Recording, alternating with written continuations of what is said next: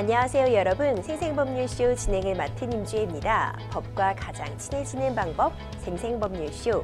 오늘도 크고 작은 법률 문제로 어려움을 겪고 계신 여러분들을 위한 법률 상담은 물론이고요. 세상을 들썩이게 하는 이슈들을 법적으로 풀어보는 시사법률 토크까지 준비되어 있습니다. 법률과 관련해 궁금한 내용이 있으신 분들은 상담전화 02-557-8295번으로 연락 주시거나 법률방송 홈페이지 접속 후 법률 상담에 문의 남겨주세요. 그리고 지금 아래 하단으로 나가고 있는 lawshow.lowtv.kr 메일로도 상담 문의 받고 있습니다. 각 분야 전문 변호사가 무료로 성심성의껏 상담해 드리니까요. 많은 참여 부탁드립니다. 지금 이 방송은 유튜브를 통해서도 실시간으로 함께 방송되고 있으니까요. 많은 시청 부탁드리고 유튜브를 통한 소통의 창구도 활짝 열어두겠습니다. 그럼 오늘 도움 주실 변호사님 소개해 드리겠습니다.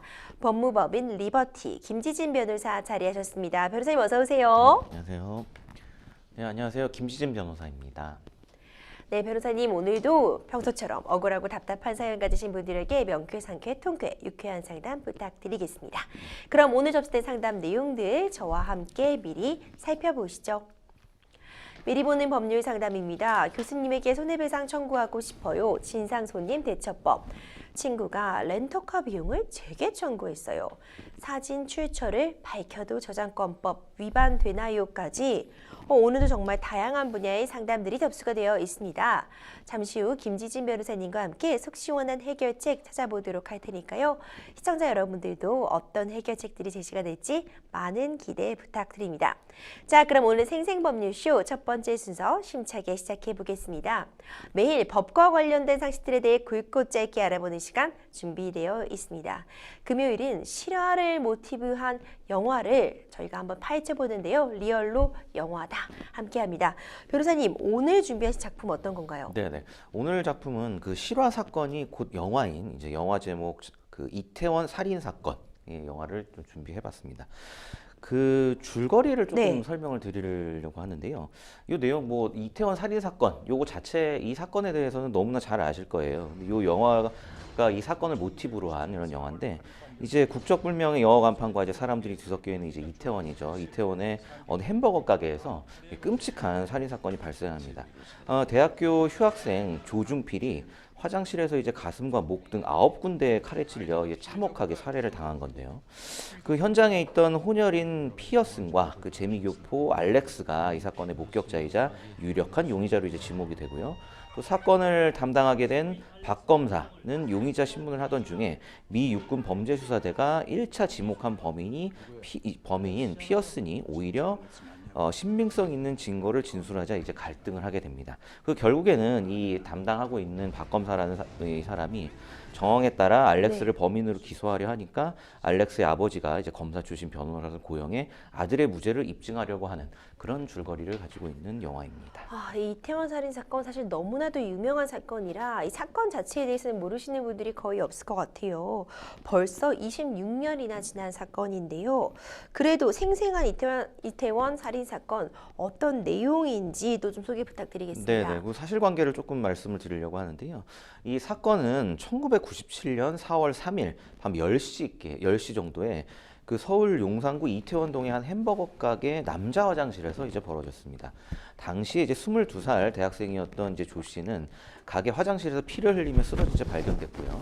그리고 신고를 받고 119 구급대가 신속하게 출동했지만 왼쪽 목 동맥이 절단되는 치명상을 입고 과다 출혈로 인해 이미 싸늘한 그 주검이 된 상태였습니다. 사건 다음 날 범인이 아더 존 패터슨이라는 익명의 제보가 이제 미 합중국 육군 수사사령부에 이제 접수가 됐고요. 관련 내용을 전달받은 수사 당국은 당시 17세였던 미국인 패터슨과 그의 친구 18세였던 에드워드 건 리를 이제 용의자로 지목하였습니다. 당시 부실 수사 논란이 쟁점이 되었는데 어떤 부분 때문에 이런 논란 불거지게 된 건가요? 네, 그런 내용들도 좀 있었는데요. 그 용의자들에 대해서 이제 수사를 마치고 이제 두 사람을 살인 혐의 의견으로 이제 검찰에 송치를 했습니다. 미합중국 육군범죄수사사령부 역시 패터슨이 피해자 조 씨를 흉기로 찔렀다는 의견을 정리해서 마찬가지로 검찰에 이제 보냈는데요. 하지만 검찰은 이들의 의견을 다 묵살하고 합리적 근거도 없이 초동 수사 결과를 번복하였습니다. 그 검찰은 범인은 에드워드라고 주장한 패터슨의 진술만 믿고 에드워드에게 살인 혐의를 그리고 패터슨에게 증거 인멸 및 흉기 소지 혐의를 적용해 이제 구속 기소했습니다. 이후 1심과 2심 재판에서 두 사람의 유죄가 인정됐지만 대법원은 1998년 4월 증거 불충분을 이유로 에드워드 사건을 서울 고등법원으로 다시 돌려보냈고요. 이에 파기환송심 재판부는 사건을 재검토해 같은 해 9월 에드워드에게 무죄를 이제 선고하게 됩니다. 그때 사건의 진범인 패터슨은 흉기 소지 등 혐의로 기소돼 재판부로부터 징역 1년 6개월을 선고받고 복역 중이었고요. 하지만 이 패터슨의 수감 태도가 좋다는 이유로 1998년 8월 15일 광복절 특별 사면을 받고 이 패터슨은 검찰이 출국 정지 기간을 연장하지 않은 틈을 타서 1999년 8월에 이제 미국으로 떠나버렸습니다. 그렇군요. 네. 그런데 검찰이 다시금 패터슨을 진범으로 지목을 하고 재수사에 들어갔다고요? 네, 그렇죠. 그런 부분이 또 이제 화제가 됐었는데 이후 이제 검찰은 패터슨을 사건의 진범으로 지목하고 재수사에 들어갔지만 패터슨의 출국으로 이제 수사에 진전이 없어서 수사가 좀 표류하고 있었습니다. 근데 이후에 검찰은 패터슨이 진범이라는 수사 결과를 내놨고요. 그가 미국으로 떠난 지 10년 후인 2009년이 돼서야 미국 당국에 패터슨의 이제 인도를 청구하였습니다. 그 검찰이 미국에 인도 청구를 한 지 약 2년이 흐른 2011년 5월에요. 패터슨이 로스앤젤레스에서 체포됐다는 소식이 전해졌고요. 이에 검찰은 같은 해 12월 패터슨을 살인 혐의로 기소했습니다. 또 사건 발생 14년 만에 진범이 살인 혐의로 이제 재판에 겨우 넘겨진 거죠. 그 이후 패터슨은 2015년 9월 인천국제공항을 통해 한국 땅으로 돌아왔고요. 서울구치소에 수감된 그는 여전히 범인은 내가 아니라 에드워드라고 주장을 하고 있습니다. 하지만 재판부는 2016년 1월 패터슨에게 징역 20년을 선고했고 대법원 역시 2017년 1월 합리적 의심을 할 여지 없이 범행 사실이 충분히 증명됐다며 이제 원심을 확정지었습니다. 정말 이 당시 피해자의 유족들은 재수사를 받기 위해서 정말 전국을 돌아다니면서요 서명을 받았다고 합니다. 그래도 검찰이 반응이 좀 없었다고 하는데 이 영화 이태원 살인 사건이 2009년 개봉을 하고 사회적으로도 큰 주목을 받게 되면서 좀 뒤늦게 범죄 인도 청구를 하는 게 아닌가 이런 얘기가 나오더라고요. 네, 그렇습니다. 뭐 상당히 좀 늦은 감도 있고요. 그리고 이 영화 자체가 사실 이런 수사 재판이 재개되는데 좀 큰 역할을 한 부분도 있습니다. 근데 이제 범죄인 인도 조약 상에 이제 범죄인 인도가 이루어진 부분, 이 부분도 사실 좀 주목할 만한데요. 그 범죄인 인도 조약이라는 게 외국에서 그 국가의 형법 내지 기타 형사법규를 위반한 범죄인이 이 사건에서 이제 패터슨이죠. 이제 자국 내로 도망한 경우에 그 외국인의 청구에 응해서 이를 체포하여 인도할 것을 약속하는 조약을 이제 의미를 하고요. 그래서 내용을 좀 구체적으로 살펴보면 그 어떤 국가에서 범죄를 행한 자가 다른 국가로 도망한 경우 그 다른 국가로부터 범죄 행위지 국가로 외교상의 절차를 밟아 범죄인을 이제 인도하는 그런 것을 범죄인 인도라고 합니다. 그래서 범죄 행위지의 국가가 아니고 범죄인의 본국에 이제 인도를 할 수 있는 거죠. 이 사례 같은 경우에 미국이 해당하겠죠. 또 인도되는 범죄인은 인도국에서 볼 때 외국인이니까요. 범죄인의 인도는 외국인의 강제적 추방의 이제 일종이고 범죄인의 인도는 문명국가의 공동이익을 위하여 필요한 것이지만 국제법의 일반 원칙에서는 국가는 범죄인을 인도할 의무는 없습니다. 사실 국제법상 그렇고요. 따라서 범죄인 인도 여부는 이제 국가 간 개별적인 조약에 의해서 해결을 하도록 돼 있고 그래서 범죄인 인도 조약이 체결되면 이제 상호 예를 들어 뭐 미국이 우리한테 요청하면 우리도 이제 미국에 인도를 해주듯이 상호적인 의무를 집니다. 그래서 범죄인 인도라고 해서 바로 보내주는 건 아니고요. 상대국 내에서 따로 별도의 이제 범죄인 인도 관련된 재판을 받고 그 재판을 거쳐서 인도가 확정되면 보내줍니다. 그래서 패터슨이 이제 미국에서 인도가 되기까지도 약 2년여의 시간이 좀 소요가 된 겁니다. 진범이 재판을 받고 또 벌을 받기까지 너무 오랜 시간이 걸렸다 그렇습니다. 이런 생각이 들어요. 그동안 유족들이 얼마나 가슴앓이 하시고 힘든 시간을 보냈겠습니까? 허망하게 아들을 잃은 것도 정말 너무 슬픈 상황에서 이제 부실의사 논란까지 일어나게 되면서 정말 유족들의 고통이 컸을 것 같은데요. 결국 유족들은 정부를 상대로 손해배상 청구를 했던 거죠. 네, 맞습니다. 뭐 당연히 이제 손해배상을 충분히 좀 받아야 될 만한 사안이고요. 그래서 이태원 사건, 살인 사건 부실 수사에 따른 손해를 국가가 유족한테 배상해야 된다. 뭐 결국에는 이전 판결이 나왔습니다. 이게 이제 사건 발생한 지 이제 21년 만이고요. 이게 2018년 일인데요.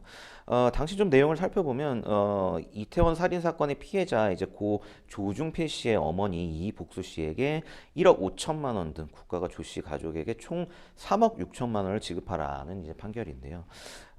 검찰의 부실 수사가 일단 위법했다. 이걸 이제 법원이 이제 인정한 것이라 볼 수 있습니다.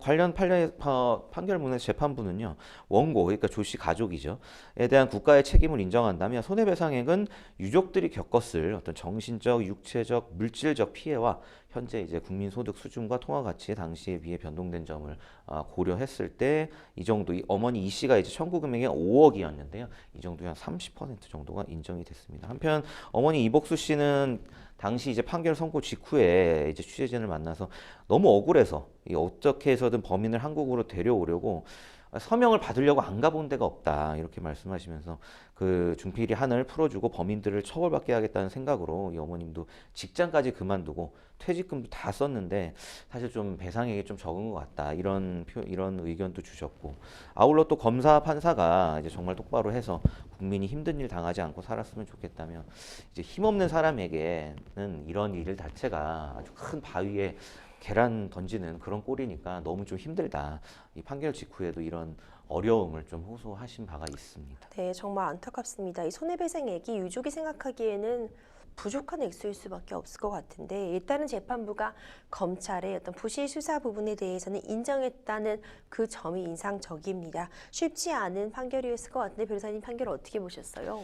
네, 아무래도 뭐 만시지탄입니다. 굉장히 좀 늦은 감, 또 지연된 정의는 또 정의가 아니다 이런 법원도 있잖아요. 그래서 이게 좀 사실 애초에 제대로 수사가 돼서 어떤 올바른 정의가 구현됐어야 되는데 일단 너무 늦은 감이 있다는 게 사실 좀 굉장히 좀 안타깝고, 그리고 이 어머님 이복수 씨도 말씀하신 것과 같이 아무리 이제 이런 그 피해자 가족들이 청원을 하고 다녀도 서명 운동까지 받고 다녀도 사실 수사기관에서는 또 꿈쩍도 하지 않았죠. 결국에는 이 이태원 살인 사건이라는 이 영화가 나오면서 어째 대중들한테 좀 이 사건이 알려지고 아 이게 정말 문제가 있구나 이런 식의 어떤 여론이 되니까 그제서야 이제 움직인 건데요. 정말 그 이 어머님 이복수 씨의 말대로 정말 이 어려운 분들, 그 힘없는 분들에게는 어떻게 보면 이 수사기관이나 국가에 뭔가를 호소하는 것 자체가 굉장히 좀 계란으로 바위치기나 마찬가지다. 이 인터뷰 말씀이 저는 굉장히 좀 공감이 됐습니다. 그래서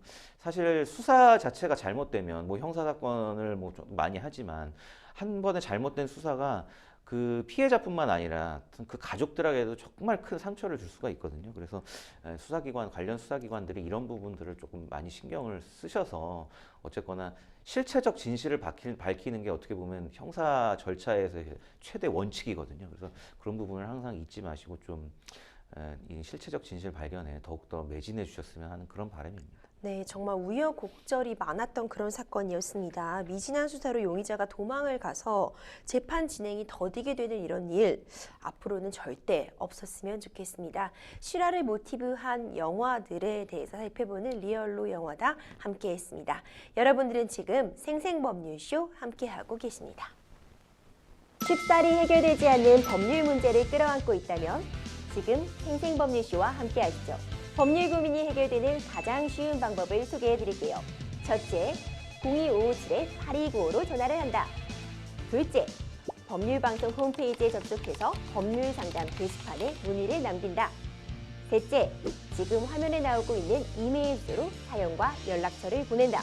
생생법률쇼가 자랑하는 각 분야의 전문 변호사가 여러분의 더부룩한 속을 뻥 뚫어드립니다. 속 시원한 스파클링 법률 상담 프로그램 생생법률쇼, 지금 바로 전화주세요.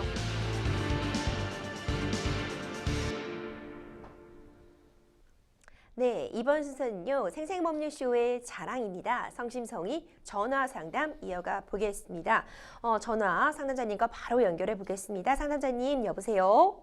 네, 안녕하세요. 네, 안녕하세요. 여기는 생생법률쇼입니다. 네, 안녕하세요. 네, 오늘 어떤 일로 전화 주셨을까요? 제가 작년 8월쯤에 이제 다음 학기를 앞두고 네. 그 수강 신청 과목을 선택하기 위해서 그 담당 교수님한테 메일을 2통 보냈어요. 네. 한 통은 이제 수강 신청 과목에 관한 거였고 또 한동안 제 신분을, 그러니까 제가 뭐 어떤 수업 듣는 학생이라고 제 신분을 알리기 위한 그런 메일이었어요. 네. 그래서 이게 제가 조금 이번에 수강 시험이 잘 안 되면 졸업을 못해서 좀 마음이 급한 상황이었어요. 네네. 네. 근데 이제 교수님이 그 첫 번째 수강 시험에 관한 과목에 대한 메일은 읽으시고 제 신분에 대한 메일은 읽지 않으셔서 네. 제가 혹시 일부러 안 읽으시나 걱정이 돼서요. 네.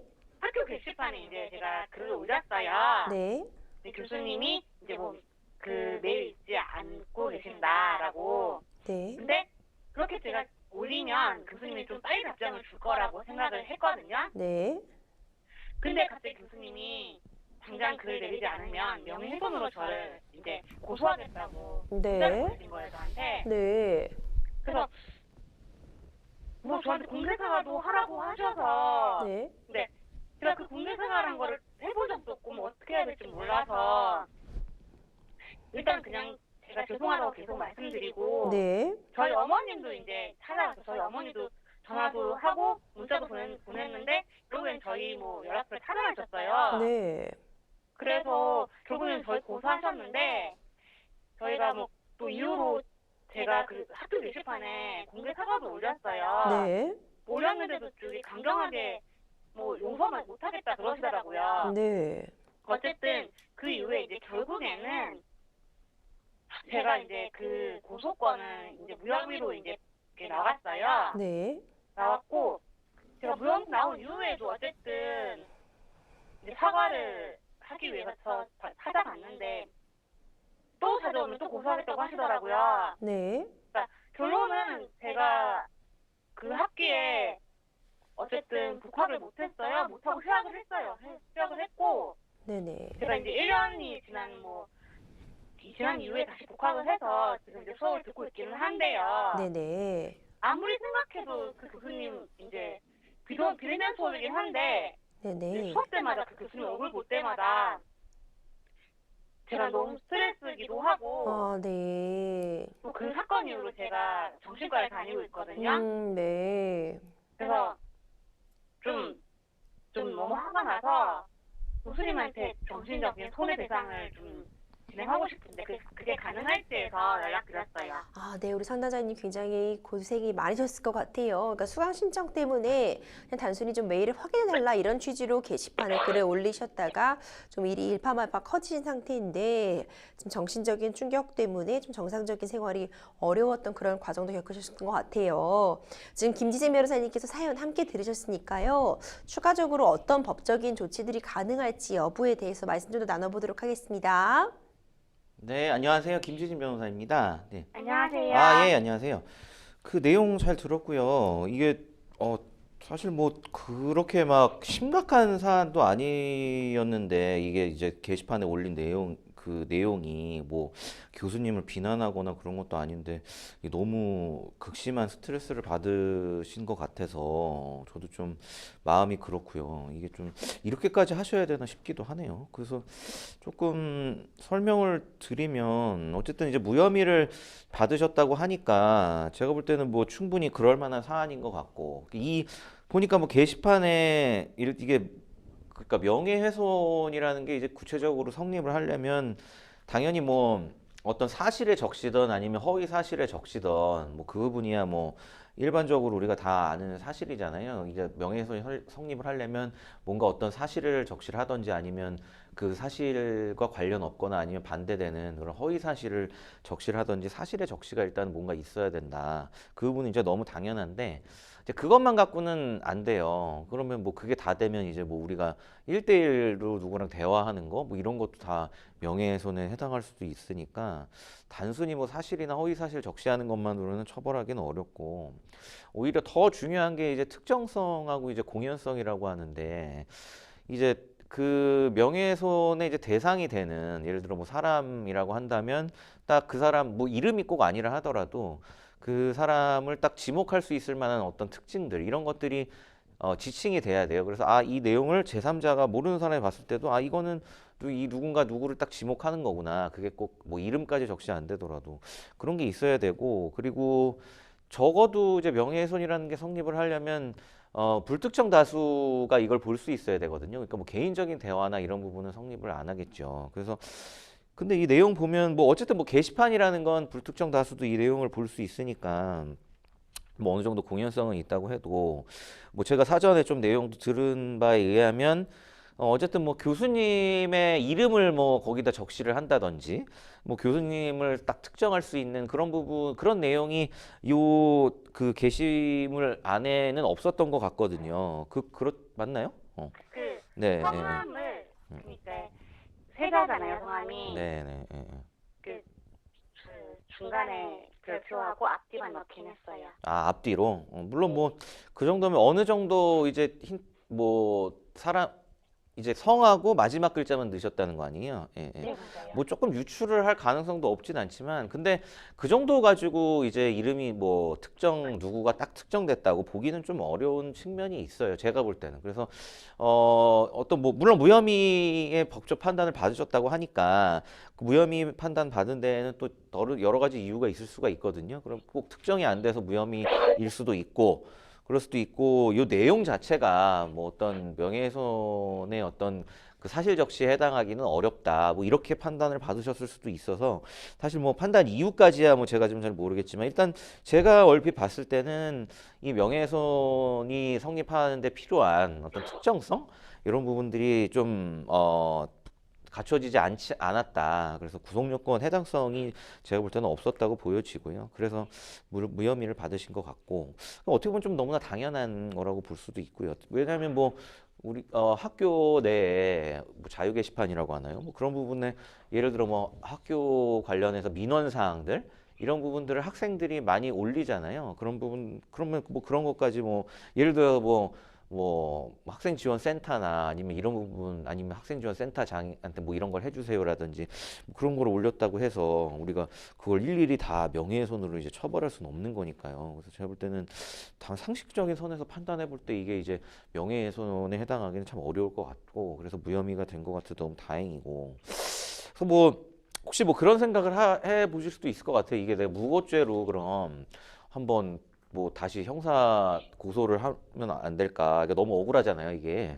네, 맞아요. 네, 그래서 그런 생각도 들 수도 있는데 그 말 나온 김에 이제 말씀드리면은 이제 무고 관련해서도 굉장히 상담을 많이 하세요. 다른 분들도 좀 이제 이런 식으로 억울한 일이 있을 때 특히 이제 누가 고소를 했는데 이 내가 무혐의가 나온다든지 쉽게 얘기해서 무죄를 받은 거죠. 그럴 때 아, 나 이거 무고죄로 당장 고소하고 싶다. 이렇게 말씀을 하시는데 그 이제 상식적인 측면에서 조금만 설명을 드리면 무고죄라는 게 성립을 하려면 당연히 이제 우리 상담자님은 너무 억울하실 거는 제가 충분히 이해는 가는데 형사상 누구를 예를 들어 이 상황에서 교수님이겠죠. 이 교수님을 무고죄로 처벌을 하기 위해서는 그냥 쉽게 말씀드리면 그 어떤 소설 거의 그냥 소설 자체를 하나 쓰는 정도? 이 정도가 돼야 이제 무고죄로 사실 처벌까지는 가능은 해요. 이 상황에서 이따 이제 불법행위 따로 설명을 드릴 텐데 무고죄라는 건 어쨌든 형사처벌을 하는 거잖아요.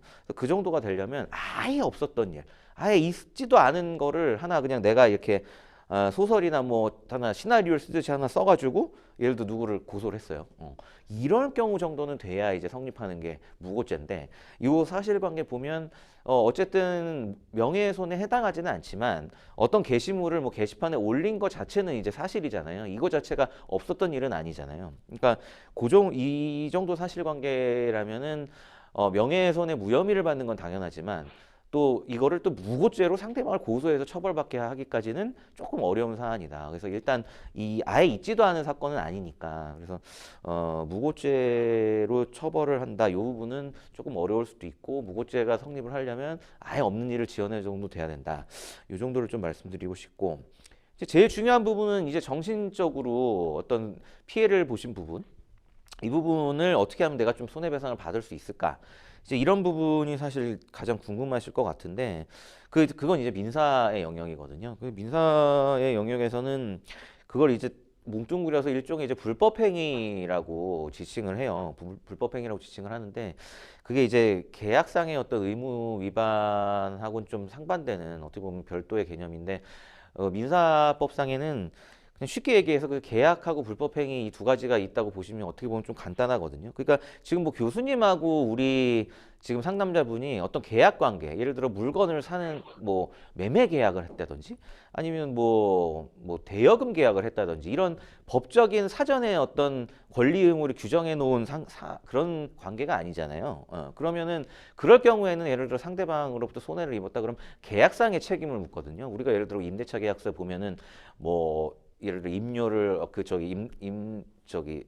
그 임차료를 지급하지 않을 때는 어떻게 한다 뭐 이런 것들 그런 것들이 다 계약상에 이제 미리 정해 놓는 거고 그런 계약 관계가 아닌 사람들 사이에서 발생하는 이런 어떻게 보면 참 좀 스트레스를 받을 일들 아니면 피해, 정신적 피해 이런 부분들 이런 거를 이제 우리는 다 불법행위라고 해요. 그러니까 쉽게 얘기해서 뭐 자동차 사고가 나는 거, 이 자동차끼리 부딪혔는데 뭐 사전에 우리가 뭐 계약 관계가 있고 이런 게 아니잖아요. 그런 거 자체가 민사적으로는 결국엔 다 불법행위가 되는 거거든요. 그래서 이건 이제 불법행위의 영역으로 포섭을 할 수 있는데 내용을 보면 어쨌든 그 교수님의 어떤 너무 과한 대응이라고 봐야겠죠. 이걸 가지고 뭐 고소를 하고 그 이후에도 또 뭐 찾아오지 말라. 어쨌든 수업도 들으셔야 되는데 뭐 찾아오지 말라. 뭐 결국엔 또 졸업도 못 하시는 상황. 이런 부분들을 다 고려해 봤을 때 뭐 더구나 나중에 이제 뭐 부모님께서도 이걸 해결하시려고 노력하시고 하셨는데 그것까지도 다 거부하고 뭐 또 고소를 하겠다. 심지어 또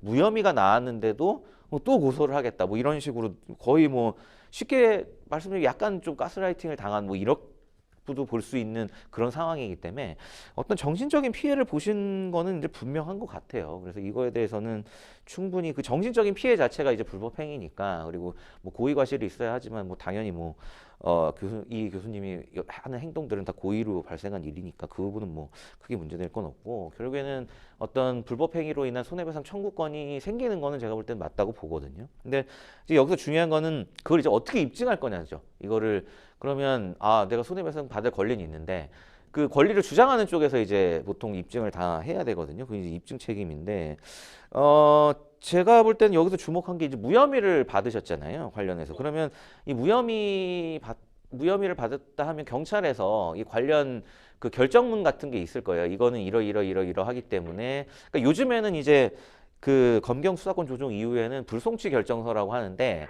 그 불송치 결정서에 보면 이게 상대방의 명예훼손으로 고소를 했으나 아까 말씀드렸듯이 뭐 이러이러해서 뭐 특정성이 없고 뭐 이러이러해서 또 뭐 사실관계 이게 꼭 명예훼손에 어떤 해당하는 걸 사실 대상이라 보기 어렵다 이렇게 해서 뭐 불송치 결정서라는 게 있어요.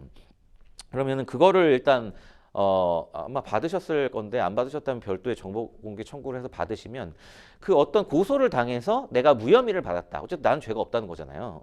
그거 자체가 사실 굉장히 어떤 내가 하지 않은 행동으로 인해서 고소를 당하고 그로 인해 좀 정신적인 피해를 봤다는 걸 입증하는 굉장히 좀 결정적인 자료가 될 수 있거든요. 그렇기 때문에 저는 이제 소송을 전제로 설명을 드리는 거예요. 물론 뭐 이 교수님이 제가 볼 때는 말도 안 통해서 전화 뭐 내용 증명이나 이런 걸 보내서 내가 손해배상을 받아야 됐으니까 이거에 대해서 정신적인 손해배상을 해주세요 한다고 해주실 분은 아닌 것 같고 그래서 소송 기준으로 설명드리면 그 불송치 결정서 하고요.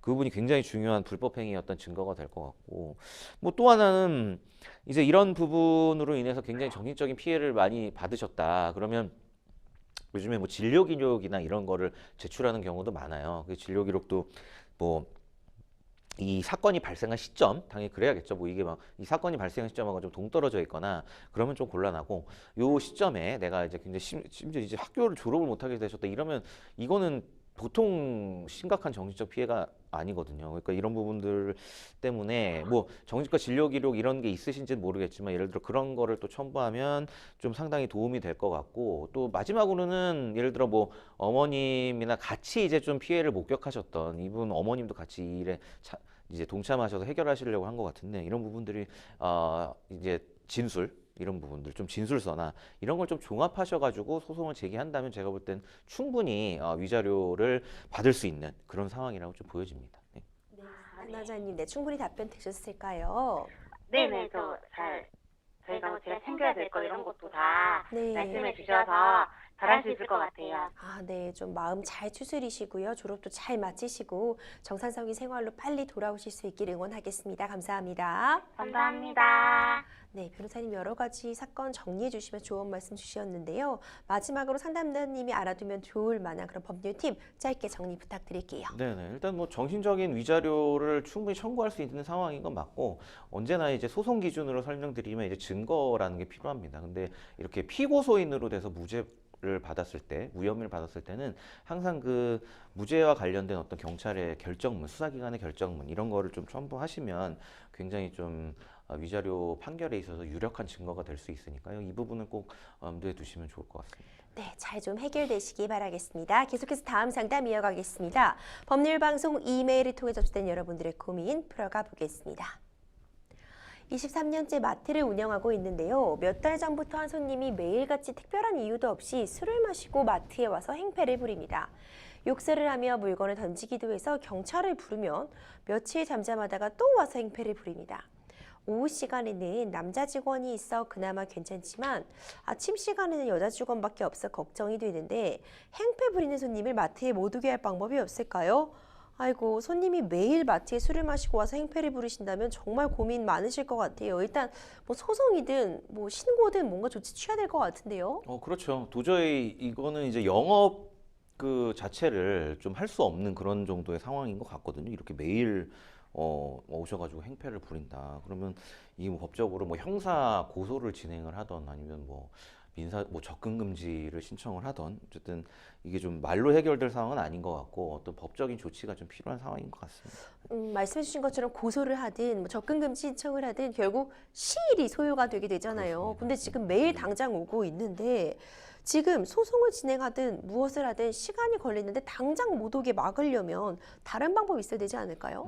일단은 뭐 형사 고소를 진행하더라도 말씀 주신 것처럼 이게 진행되는데 상당히 시간이 걸리고 뭐 갑자기 뭐 경찰이 와가지고 올 때마다 막아주고 이런 건 아니니까요. 아까 서두에 조금 설명드렸듯이 이제 가처분 제도 이런 걸 좀 활용하면 뭐 접근금지 가처분이라는 이런 제도가 있는데 그런 거를 좀 활용한다고 하면 이제 최소한 이 소송이 진행되는 동안 어떤 민사든 뭐 형사든 이제 해서 이 사람이 뭐 가처분은 접근금지 가처분은 뭐 여러 가지 종류가 있습니다만 여기 이제 매장을 기준으로 뭐 몇 미터 이내에 못 오게 한다든지 뭐 이런 부분들 그런 가처분 같은 경우에 굉장히 좀 신속하게 처리가 되기 때문에 이런 부분들을 좀 고려해 보시면 좋을 것 같습니다. 그렇군요. 그러면 남의 영업장에서 이렇게 행패를 부리면 업무 방해 이런 혐의 적용될 수 있을까요? 네, 제가 볼 땐 가능할 것 같습니다. 뭐 이제 허위 사실이나 법조문을 정확하게 설명드리면 허위 사실이나 이제 위계, 위력 이런 걸 사용해 가지고 업무를 방해하는 행위, 이제 업무 방해죄가 그런 건데요.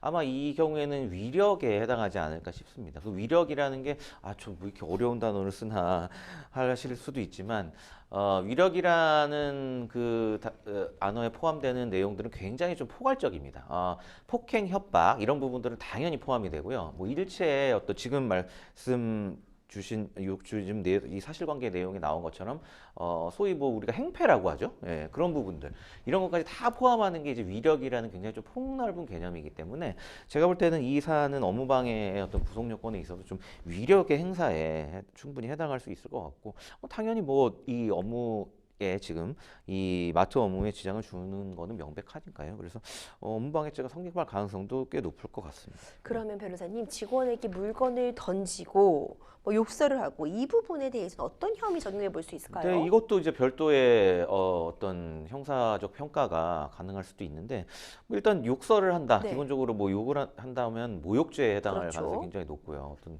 사회적 가치를 저하시키는 그런 행위. 이것도 말이 어렵지만 어떤 보통 욕설이 이제 모욕죄에 해당합니다. 그래서 더군다나 뭐 그 매장에 사람도 있고 누군가 좀 들을 정도로 이게 들렸다 하면 모욕죄에도 해당할 수 있고요. 또 물건을 집어 던진다 이런 거 이제 폭행죄에 해당할 수 있고 더군다나 그 물건이 뭐 위험한 물건이 해당한다면 예를 들어 뭐 최근에 재밌는 판례 중에 그 2리터짜리 생수병 그거 가지고 사람을 때렸는데 이게 위험한 물건이냐 아니냐 이런 거 관련해서 위험한 물건일 수도 있다 그런 판결도 있었습니다. 그 2리터 페트병이 물이 꽉 차 있었다면 그러니까 뭐 여기서도 이 마트에서도 예를 들어 그런 페트병이나 그런 거 자체도 위험한 물건에 해당할 수도 있으니까 경우에 따라서는 또 특수폭행에 해당할 수도 있고 그리고 이게 지금 계속해서 반복되고 있잖아요.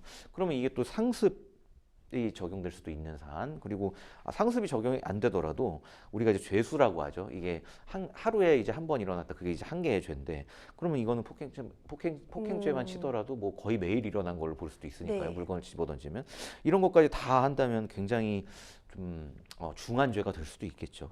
변호사님, 그러면 술을 마시고 행패를 부림으로써 가게 운영이 좀 어렵게 된다거나 정상적으로 매출을 올릴 수가 없어서 이 부분에 대해서 손해가 발생했다면 이 부분을 청구해 볼 수도 있을까요? 네, 일단 그 손해배상을 청구를 하려면 그 행위하고 그 손해의 청구권 자체에 어떤 인과관계가 있어야 되는데, 사실은 업무방해나 이런 거에 있어서는 조금 쉽지는 않을 겁니다. 이게 정말 얼마나 손해가 발생했는지 구체적으로 따지기가. 그래서 이거를 그렇게 손해배상 청구를 한다기보단 그냥 형사처벌을 받게 하고 그 형사처벌 받은 내용에 따른 어떤 그냥 뭉뚱그려서 정신적 손해라고 해야 되나요? 그런 부분을 청구하는 게 맞지. 이거를 구체적으로 딱 얼마의 손해를, 이거를 예를 들어 손해사정사를 통해서 이걸 하기도 좀 어렵고요. 네. 그러니까 손해를 청구하려면 기본적으로 손해의 내용이 나와야 됩니다. 그래서 내가 볼 때는 그것까지는 좀 어려울 것 같고 그냥 위자료 측면에서 접근하시는 게 나을 것 같습니다. 그렇군요. 만약 이 범죄들, 앞서 말씀 주신 것처럼 뭐 업무방해, 모욕, 폭행 이런 점들이 다 입증이 된다면 혹시 형사 고소하면 실형까지도 나올 수 있냐, 이런 부분도 궁금해하실 것 같아요. 아까 설명드렸지만 그럴 수도 있죠. 일단 특수폭행 같은 경우에는 형량이 높습니다. 5년 정도 되고요. 그리고 말씀드렸듯이 뭐 여러 번 했다, 정말 계속됐다 그러면 상습이 될 수도 있고, 거기다 죄수도 늘어나니까요. 지금 이 뭐 몇십 개가 될 수도 있으니까 이런 게 다 합쳐지면 결국엔 가중처벌이 되는 거니까, 그러면 경우에 따라서는 또 실형이 나올 수도 있는 상황입니다. 네, 잘 정리해 보신 다음에 꼭 법적인 제재 하시는 것도 필요할 것 같습니다. 네, 여러분들은 지금 생생법률쇼 함께하고 계십니다. 쉽사리 해결되지 않는 법률 문제를 끌어안고 있다면 지금 생생법률쇼와 함께하시죠. 법률 고민이 해결되는 가장 쉬운 방법을 소개해 드릴게요. 첫째, 02-557-8295로 전화를 한다. 둘째, 법률방송 홈페이지에 접속해서 법률상담 게시판에 문의를 남긴다. 셋째, 지금 화면에 나오고 있는 이메일 주소로 사연과 연락처를 보낸다. 생생법률쇼가 자랑하는 각 분야의 전문 변호사가 여러분의 더부룩한 속을 뻥 뚫어드립니다. 속 시원한 스파클링 법률 상담 프로그램 생생법률쇼, 지금 바로 전화주세요.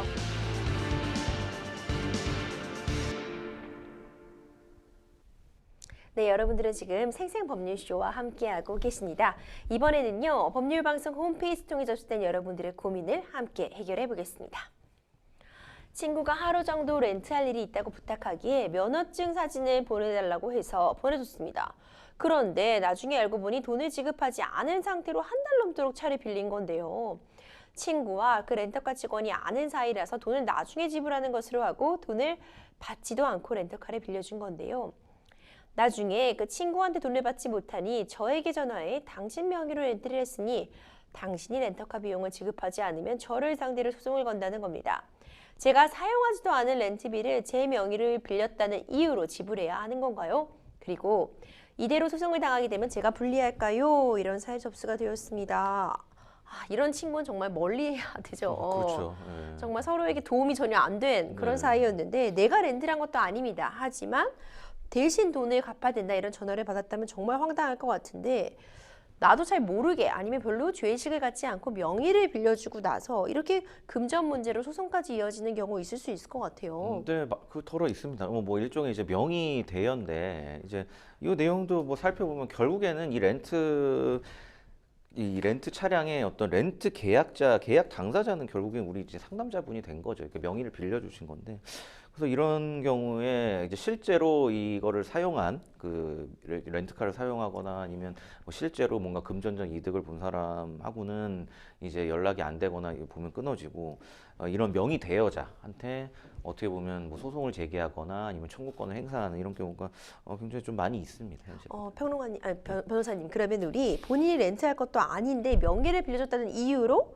렌트비 갚아야 될 의무가 있을까요? 네, 일단 뭐 안타깝지만 그 상황은 좀 그럴 수밖에 없습니다. 예, 왜냐하면 좀 전에 이제 말씀드렸지만 이건 이제 계약 관계거든요. 아까 불법행위였지만 이 계약의 결국엔 당사자는 이 구체적인 이 사정은 알겠습니다. 저도 알겠지만 어쨌거나 법적으로 이 렌트 계약의 당사자는 우리 상담자분이신 거예요. 그러니까 렌트카 상담자분이 예를 들어 A고 렌트카 회사가 B라고 하면 그냥 A랑 B 사이에 그 자동차 렌트 계약이 이제 체결이 된 겁니다. 그 친구분이 중간에서 명의를 빌려다가 우리 그 상담자분 그 A의 명의로 그냥 계약을 해버린 거예요. 그래서 그 두 분 사이의 법적 문제, 그러니까 친구분과 우리 상담자분 사이의 법적 문제는 차치하더라도 이 렌트 계약의 당사자는 분명히 지금 상담자분이기 때문에 이 원칙적으로 이 렌트비를 지불하셔야 될 의무는 이제 계약상 의무가 있는 거죠. 아, 그렇군요. 네.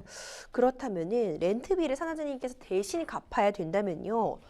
대신 갚아주면 친구한테 이 부분 받아내는 그런 조치 취해야겠네요. 네, 그렇죠. 예, 뭐 일단은 그런 방법을 생각해 볼 수밖에 없는 게 제가 좀 전에 설명드렸듯이 어쨌든 계약상의 의무는 분명히 있는 거거든요. 지금 너무 억울하고 지금 좀 짜증나실 일이지만 근데 진짜 뭐 친구를 잘못 사귄 그런 죄라고도 볼 수 있는데 그런 렌트 회사 사이에서 어떤 법률 문제는 우리 상담자분께서 자체적으로 해결하시는 수밖에 없습니다. 렌트비를 지불하시고 나중에 이 친구와의 관계에 있어서 별도의 이제 뭐 우리가 무슨 구상권이라고 하죠. 네. 내가 먼저 이제 갚았으니 이제 이거를 네가 사실 내야 될 거를 냈으니까 이 부분에 있어서 나한테 이 돈을 다시 달라. 이게 사실 구상권인데 이 부분도 좀 복잡한 게 좀 생각을 해봐야 됩니다. 구상권이 성립을 한다고 하면 사실 내가 책임지지 않아야 될 어떤 채무를 대신해서 갚아줬다는 그런 상황이 성립을 해야 되는데 근데 이 지금 계약상의 어떤 계약 당사자는 우리 상담자분이시고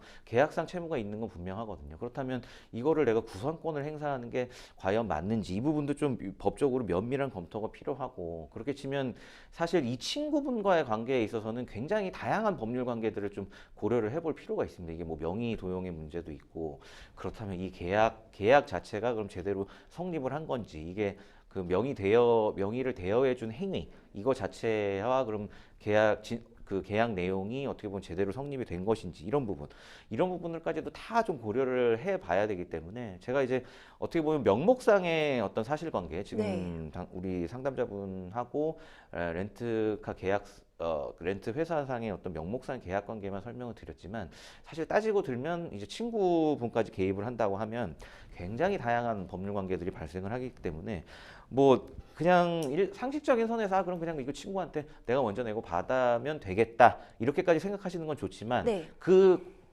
이제 구상금 청구나 그런 결과를까지 가는 그 사이에 굉장히 다양한 그 법률 관계들이 있기 때문에 조금 면밀한 그런 검토가 필요한 사안이라고 저는 생각합니다. 그렇군요. 변호사님, 그럼 이처럼 명의를 빌려주기 전에 어떤 것들을 주의해야 될지 한 번 더 정리 부탁드리겠습니다. 네, 일단 명의를 빌려주지 않으셔야 정답이죠. 됩니다. 네, 그렇죠. 명의를 정답입니다. 빌려주는 것 자체가 이제 잘못된 거기 때문에 뭐 주의해야 될 점 이런 거를 주의해야 될 점이라는 건 명의를 준다는 전제하에 그렇죠. 설명을 드릴 거고요.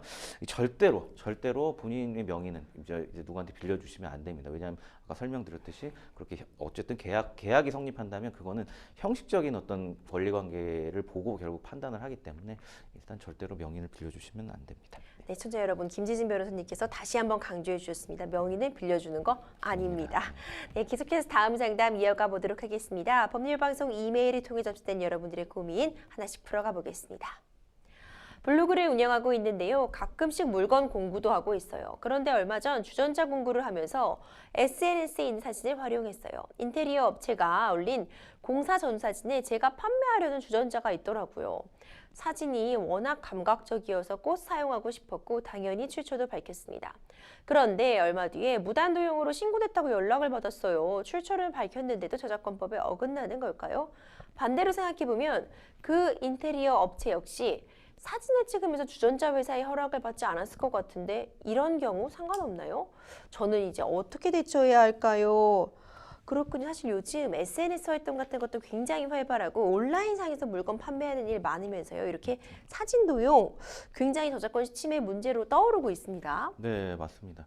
이제 제가 볼 때는 저작권 문제에서 제일 중요한 건 어디까지 저작권 보호 대상인지 이 부분을 제가 볼 때 굉장히 좀 헷갈려 하시는 분들이 많아요. 상담이 왔을 때 이것도 저작권, 이게 저작권 침해인가요? 이런 부분들. 근데 실제로 그 저작권의 대상이 되는 부분은 상담 사례 중에서 많지 않은 경우도 많거든요. 그래서 이 부분, 자기 사실관계에서도 저도 뭐 좀 설명을 드리려고 하는데 실제로 뭐 여기저기서 이거 저작권 침해 아닌가요? 하는 문의들은 좀 많이 들어오곤 있습니다. 많은 분들이 생각하실 것 같은데 출처를 밝히고 사진 같은 것을 내 SNS에 올리면 출처를 밝혔으니까 괜찮다 이렇게 생각하시는 분들 많거든요. 네, 그거 굉장히 잘못된 생각인데요. 네. 네, 그래서 좀 설명을 드리면 저작권은 그 사람의 이제 생각이나 감정을 표현한 결과물에 대해서 그 표현한 사람한테 주는 권리입니다. 그 어떤 표현물에 대해서 주는 이제 권리인데요. 그러니까 마치 물건의 주인이 갖게 되는 소유권처럼 이제 자신이 만들어낸 표현에 대해 가지는 권리고 그런 표현의 결과를 이제 저작물이라고 합니다. 그게 이제 저작권의 보호 대상이고요. 그래서 출처를 밝히는 거는 결국에는 이런 저작권, 내가 출처를 밝혔기 때문에 저작권 침해가 아니다. 이 논리는 성립을 하지가 않는 거죠. 예를 들어 유튜브에 우리가 이제 커버곡이라고 해서 이 곡을 올리잖아요. 이런 유명 가수의 노래를 이제 나도 이 정도 부를 수 있다 해서 뭐 어떤 노래 커버 이렇게 하고 이제 그런 걸 올리시는데 그런 부분도 사실 엄밀히 따지면 저작권 당연히 출처는 밝혀졌죠. 누구 노래니까. 근데 이거는 문제를 삼자면 사실 저작권의 문제가 될 수도 있는 사안입니다. 아, 그렇군요. 그렇다면은 저작권법 위반 시 보통의 처벌 수위도 한번 짚어주세요. 네. 그 뭐 저작권 침해됐는데 이게 형사처벌까지 받나요? 이제 이런 문의들을 좀 많이 하시는데요. 근데 실제 형사처벌의 대상이 됩니다. 그래서 저작권법에서는 그 저작재산권 그 밖에 이 법에 의해 보호되는 재산적 권리를 복제, 공연, 공중, 송신, 전시, 배포, 대여 2차적 저작물의 작성 방법으로 침해할 경우에는 5년 이하의 징역 또는 5천만 원 이하의 벌금에 처하도록 규정하고 있습니다. 그렇군요. 그러면 인테리어 업체와 합의를 하면은 네. 처벌을 받지 않아도 되는 건지도 궁금해하실 것 같아요. 네, 그 저작권 문제 같은 경우에는 그 보통 합의를 하게 되면 처벌을 받지 않으신다고 보셔도 무방합니다. 왜냐하면 이게 경제적인 권리에 해당하는 거기 때문에 특별히 뭐 누구를 때리든지 아니면 뭐 정신적인 피해를 주든지 이제 이런 사안이 아니잖아요. 그렇기 네. 때문에 금전적인 해결이 이루어지면 피해가 완전히 회복됐다고 봐주는 거죠. 그래서 뭐 많은 사례들이 상대방 저작권자하고 합의를 하게 된 경우에 불송치로 끝나고요. 뭐 너무나 이런 저작권 침해가 많다, 너무나 상습적이다 이런 경우를 하더라도 송치가 돼서 뭐 기소유예로 끝나거나 이런 경우가 많기 때문에 어떤 경제적인 어떤 대가를 지불한다 이러면 처벌을 받지 않는 경우가 대부분이라고 보시면 되겠습니다. 그렇군요. 지금 상나장님께서는 어떤 의심을 좀 하고 계시냐면 인테리어 업체 역시 주전자 회사의 동의를 받고 이 사진 연출했을 것 같지 않다 이런 지적해 주셨어요. 그 부분도 그렇다면 저작권 위반에 해당하는 부분이 있을까요? 네, 이 부분이 굉장히 중요한 네. 부분인데 저작권이 보호하는 거는 하나의 표현입니다. 표현. 그래서 예를 들어 지금 이 사안에서 문제가 되는 거는 그 주전자를 어딘가에 이제 배경에 놓고 찍은 그 사진 있잖아요. 네. 그게 하나의 이제 표현이 되기 때문에 이건 저작권의 보호의 대상이 되지만 주전자 그 자체는 이제 상업적인 어떤 용도로 쓰는 물건 그거 자체는 어떤 표현이라고 보기는 어려워요. 주전자가 하나의 표현이 되려면 그 주전자가 하나의 어떤 예술 작품이 돼야 된다는 소리거든요. 그래서 근데 이 사안에서 그렇진 않은 것 같고 그냥 좀 이쁜 주전자를 멋진 배경에 찍은 그 사진 그게 이제 문제가 되는 겁니다. 예를 들면 네. 뭐 예전에 그 어떤 미술 작가 제가 이름은 정확히 기억이 안 나는데 바나나를 하나 테이프로 벽에다 붙여놓고 저도 이거 기억나요. 이거 자체가 이제 엄청난 어떤 가치가 있었던 그런 이제 사건이 사람들이 좀 놀래신 경우인데 근데 그 표현 그러니까 이 바나나를 벽에다 테이프로 붙여놓은 그 표현은 저작권의 보호가 되지만 그 바나나 자체가 어떤 저작권의 대상이 아닌 거 이렇게 생각하시면 아 저작권의 보호 대상은 어딘지 그건 분명히 이해하실 수 있을 것 같고 마찬가지로 이 사안에서 그 주전자 자체는 저작권의 보호 대상은 아닙니다.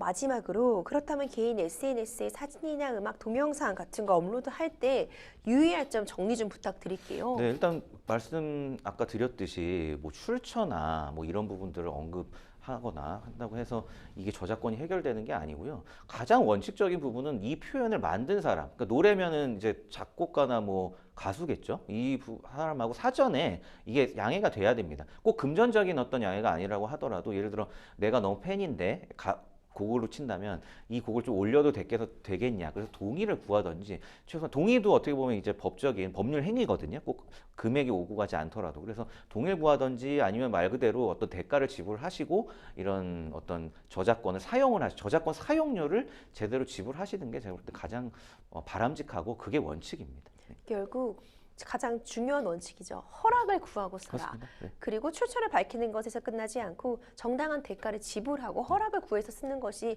왕도다. 이렇게 좀 정리해 볼 수 있을 것 같습니다. 생생법률쇼 어느새 마칠 시간입니다. 오늘도 함께해 주신 김지진 변호사님 고생 많으셨습니다. 감사합니다. 감사합니다. 방송이 끝나도 상담 접수 계속됩니다. 도움이 필요하신 분들은 주저하지 마시고 생생법률쇼로 연락 주세요. 참여 방법 다시 한번 안내드립니다. 상담 전화 02557-829 또는 법률방송 홈페이지 접속 후 법률상담 클릭, 그리고 아래 하단으로 나가고 있는 메일로 상담 문의 주시기 바랍니다. 생생법률쇼 오늘 준비한 소식 여기까지입니다. 시청해주신 여러분 고맙습니다.